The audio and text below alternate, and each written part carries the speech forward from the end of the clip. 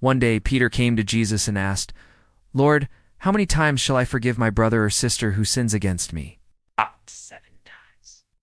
Jesus answered, "I tell you, not 7 times, but 77 times." Then Jesus told this parable to help them understand why we should always be ready to forgive. The kingdom of heaven is like a king who wanted to settle accounts with his servants.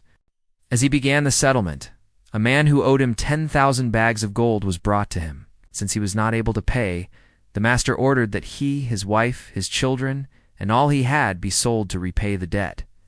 The servant fell on his knees before him. "Be patient with me," he begged, "and I will pay back everything." The servant's master took pity on him, canceled the debt, and let him go. But when that servant went out, he found one of his fellow servants who owed him 100 silver coins, grabbed him and began to choke him. "Pay back what you owe me." His fellow servant fell to his knees and begged him, "Be patient with me and I will pay it back." But he refused. Instead, he had the man thrown into prison until he could pay the debt. When the other servants saw what had happened, they were greatly distressed and told their master everything. Then the master called the servant in.